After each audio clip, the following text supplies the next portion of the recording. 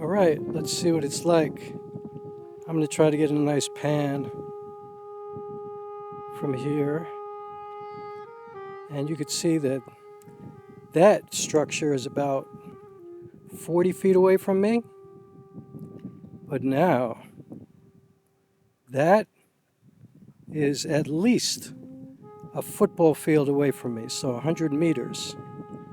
And you could see that with a 75mm lens, you can still get a pretty cool look from far away. And I would say quite unique, right? I like it.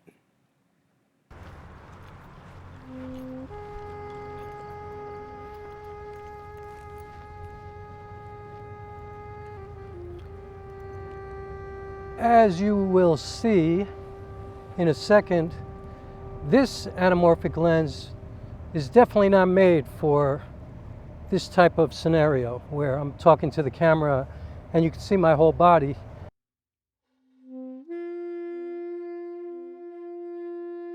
And you can see that beautiful boat passing by, because this camera is about 30 feet away from me, like it's far away, because it's a Series 75mm f1.8 1.33 squeeze factor anamorphic lens. It's an APS-C lens, which means it's the equivalent of about 108 millimeters.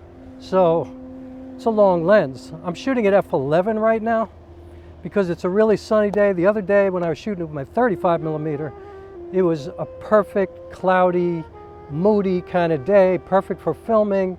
This is like the worst possible day, especially if you're bald like me, and the sun is just beating on the top of my head. But what I wanted to do is I just wanted to give you an idea of how different these two lenses are, while also how kind of similar they are in terms of their coating and their coloring. And, you know, like you could use them in the same project, but they are for very different parts of your project. You know, I think that this 75mm lens really does well in more intimate moments, you know, closer moments where I move the camera like maybe 10 or 7 feet from me, because I think the minimum focusing distance is like over 4 feet. And so, but even at 4 feet, it's pretty close. And you can see that with the talking head part of this video, or the other talking head part, which I shot in my apartment. I just wanted to break in and out because I wanted to get out here and kind of recreate what I did the other day with the 35mm. I am sitting on the exact same rock that I was sitting on the other day. But if you look at the 35mm picture or image, you'll see that it's vastly different, because 35mm anamorphic lens is really a wide-angle lens, and this 75mm is certainly not a wide-angle lens. However, you could still get some pretty cool shots, you know, landscape kind of far-away shots with this lens. It just looks a lot different. There's a lot more compression. You know, even at f11 or f8 or, you know, anywhere above f4, you're going to get a lot of compression. And certainly if you go down to f1.8, f2, f2.8, you're just going to blur out everything. But at 75mm or 108 or 110 or whatever it is, equivalent full frame, you're going to get tons of compression across the entire aperture. So anyway, I just wanted to give you an example. I'm going to kind of recreate some of what I did the other day, and you'll see how vastly different it is. Now, I'm not going to include that in this video. Just go back and watch the other video that I did the other day if you want to see comparison. But if you don't want to see comparison, then you'll just get a good idea of what this lens looks like when I'm kind of moving around in an area like this that's pretty big. And I'm going to try to get as far away as I possibly can so you can get an idea of the landscape here and what it's like. But because right now, it's kind of very compact, right? I'm kind of contained in this little area because that's what this kind of lens is. But anyway, the other thing is I want to say real quick is that, you know, I made the video today because a friend of mine asked me if it's even worth it working with anamorphic lenses, because you really have to go crazy to try to get all your shots. Like, I'm 30 feet away. It's manual focus. I had to focus to this rock. f11 is much better than being at f1.8 or f2 or f2.8 or whatever. Even f4, because when I'm focusing from really far away, you know, it's different. I mean, I could certainly use zone focusing and get everything, you know, sharp from, you know, like 15 feet and beyond. But my experience has been that doesn't really work very well if you're going after a specific subject. You know, you still want to focus on that subject. So again, I'm easily 30 feet away right now, easily. Like I measure by basketball courts, so I could easily get 3 basketball courts, you know, basketball rims and backboards laid down on their back between me and the camera without question. So anyway, let's continue with the other talking head part of this, and then I'm just going to show you some B-roll from out here, and then I'll come back at the end and talk to you again, and that'll be the video for today. So this is talking about, first of all, is it worth shooting with anamorphic lenses? And I'll tell you right off the bat, yes, because I love the way it looks. It's very unique, it's incredible. I talk more about it in the other part of the talking head. But also I just want to give you an example of what the Sirui 75mm f1.8 1.33 APS-C anamorphic lens looks like in an area like this. So let's just keep going. And also you get a good example of, you know, what it's like to shoot in the worst possible case, which is like crazy mad sun directly over my head. I'm going to try to make it look as good as I can. Thank God for V-Log, because I have an incredible amount of dynamic range, so I'm kind of trying to expose for the highlights, and so I'll probably be dark, but I can bring the shadows up in post, and hopefully I'll get it looking decent. But this is not ideal. But anyway, for what I'm trying to show you, I think you'll get the idea, and it'll look beautiful, other than probably me in my head. So let's move on.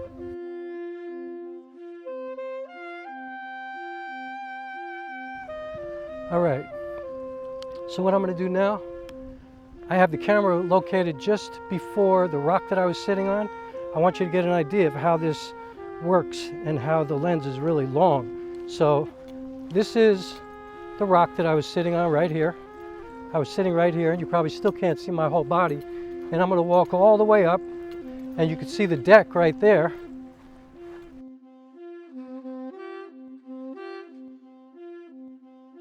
I don't know if you could see, you could probably see my whole body now, but this is the deck that I was at.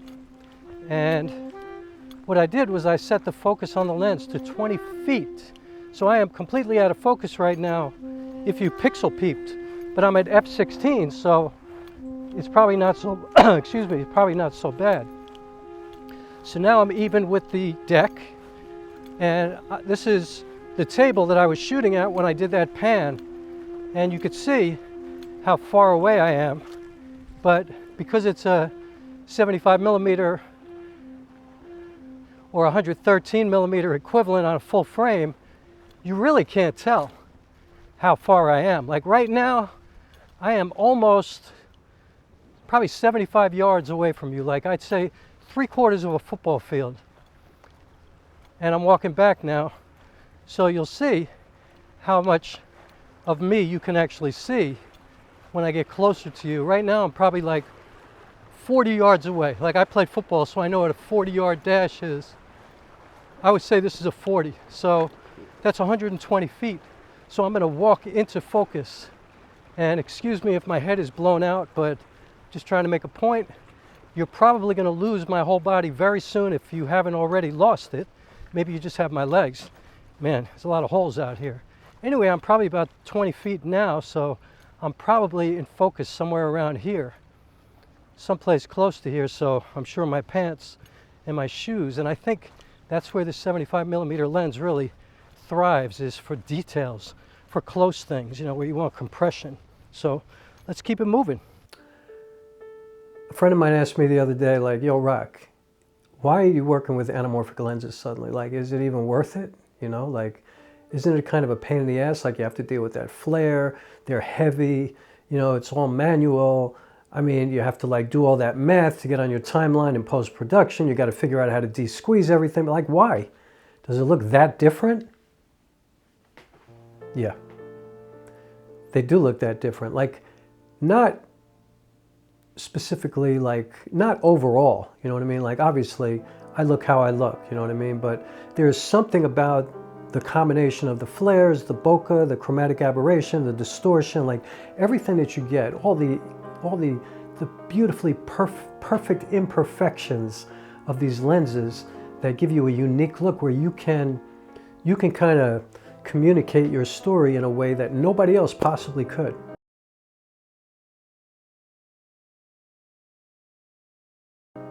Like nobody else would be able to do what you do because your lens is so unique. It's like, that's why I love to work with manual vintage lenses, because they're all messed up, you know? Like everybody's buying these new G Master lenses or modern lenses and spending all this money and then putting filters on them. And you know, YouTubers say that every day, but it's true. And you know, like I have a Sigma 2870 f2.8 lens. It is the sharpest, most perfect lens in the history of the world. It's so sharp. So I put a black Pro Mist filter on it, or I always have an ND filter on it. I never use it without a filter because it's just like, it's like an MRI. Like who wants that? That's not filmmaking. That's medicine. Anamorphic lenses look different, right? They have focus breathing. They have all this stuff that bothers people, but they look different, and that's what I like about them. You know, it's like Miles Davis, you know, when he realized that he would prefer to play muting his trumpet, and then later in his career he started doing electronic music, and his fans got all pissed off at him, and nobody liked it, but he was an artist trying to grow, trying to be different, trying to be unique. He wasn't about just staying in the same place all the time for his whole career. Who wants to do that? And he also, you know, like Miles is a perfect example. Like when you hear him play, you're like, yo, that's Miles. That ain't nobody else. And that's what I aspire to, you know. And I think every filmmaker, musician, theater artist, painter, sculptor, dancer, I think everybody goes for that goal, to create art that when people see it, it is undeniably you. You know? Like when you hear a Stevie Wonder song, it's Stevie Wonder, period. When you hear Prince, it's Prince. Coltrane, nobody has that sound. Ornette Coleman, nobody has that sound. Miles, like I said, Sonny Rollins, you know, like I just mentioned Ornette Coleman, John Coltrane, Sonny Rollins, 3 saxophone players who sound completely different. And you know who they are because they figured out how to get their own sound. And so I'm trying to always figure out how to get my own image, my own storytelling, my own version of sharing work.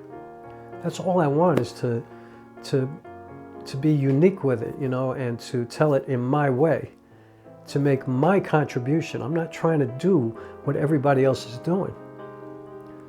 Now, obviously, a million people are working with anamorphic lenses, and you know, most movies are made anamorphically now, and so it's not even that unique. But I don't think a lot of people use anamorphic lenses to make YouTube videos, and I find that interesting and fun. And is it more of an effort? Of course. But it's really not that big of a difference from using just a manual lens. It's really not that different. I mean, you do have to be further away. You know, the minimum focal distance, I mean, the minimum focusing distance on this is like 4 feet, a little bit over 4 feet, something like that. That's a pain in the ass.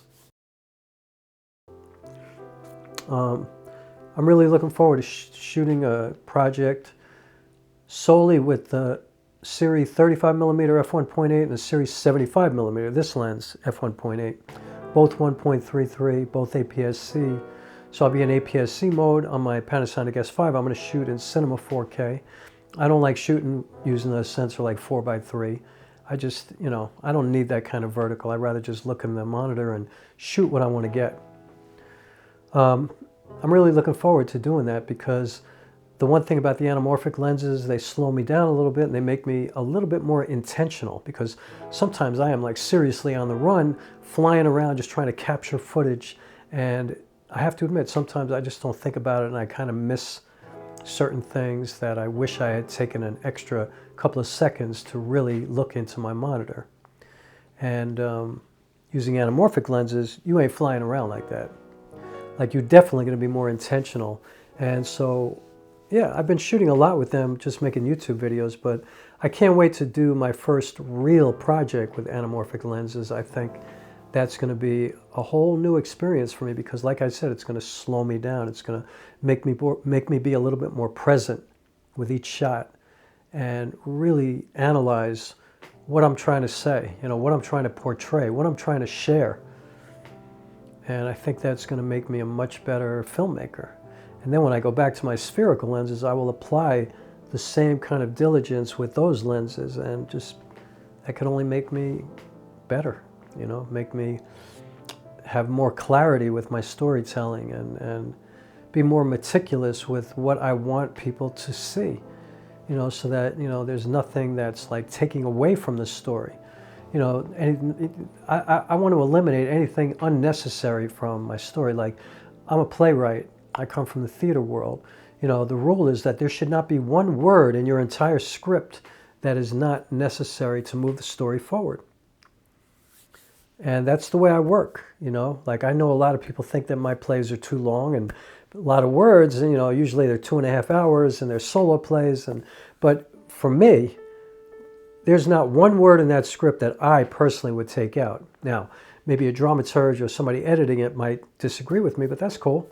I'm just talking about what you know, my approach is that every single word is necessary, and that's what I want to do with my filmmaking. I want everything in the frame to be contributing to the story. I don't want any kind of superfluous, you know, content anywhere. I don't want to have to crop. I don't want to have to deal with that. I want to be intentional with my storytelling. I want to be, you know, like, really strong with it, you know. I want people to go, damn, every frame that he created is like a painting. That's what I'm going for. And I think anamorphic lenses will really help me with that kind of mindset and that kind of approach. And like I said, I'll apply that whether I'm shooting anamorphic or not. Is it worth working with these anamorphic lenses? Of course. It's a pain in the ass, but it's so worth it, because everything of value is a pain in the ass, right? And I mean that sarcastically, but partially seriously too. Like, you know, nothing good, nothing valuable, nothing meaningful comes without a lot of effort. And I think you could see that this has a really unique look. It's really worthwhile. It's unusual. It doesn't look like every other lens. And, you know, that's how I like to work. You know what I mean? Like, I work with vintage lenses when I'm working with just spherical lenses. And now these anamorphic lenses have a very unique look as well. And so I definitely think it's worthwhile. I definitely think it's worth the extra effort. I think it's worth the extra weight. I think it's worth learning how to manually focus and dealing with your aperture and making choices all by yourself, and just, you know, finding opportunities to use the tools that you have instead of just having a zoom lens and just making everything easy. I think if you're lazy, your work is going to look lazy. I think if you're willing to put in the work, I think your art is going to reflect that. And so don't negotiate with yourself. Don't make excuses. Don't be lazy. Just, you know, like, come up with these great stories, contribute to the world. We need them more than ever. And then do the best work that you can possibly do. And I think the goal, like I've said in the past, is to create work where people go, yo, that right, like, I know who that is. Like, without question, I know that guy's work because he's the only person whose art looks like that. Or she is the only person whose paintings or films or music or whatever sounds or looks or feels like that. Like, that's what we're going for. We're going for expressing ourselves personally, intimately, vulnerably, and sharing stories with people and connecting as deeply as we can. That's the whole thing. So yeah, it's definitely worth it. And that's the Sirui 75mm f1.8 1.33 squeeze factor APS-C anamorphic lens. That's a mouthful, but it was worth saying every word, and I enjoyed making this video, and I hope you enjoyed it. And I'm going to say this, and I never say it, but please subscribe, and please hit the like button. And my last video did really well, and I'm trying to build this channel, so I'm going to continue to have fun. I'm going to continue to try to contribute meaningful work, and I love that there's a train behind me. It kind of adds to the vibe of this whole thing. And that's it. I'm done. So, I don't want to say I'm done. That's Gerald Undone. That's it. All right. See you next time. See you next time. You just going to sit there and watch? Whoop. Drop my glasses. That's not a good thing. Ugh. All right. That's it for real.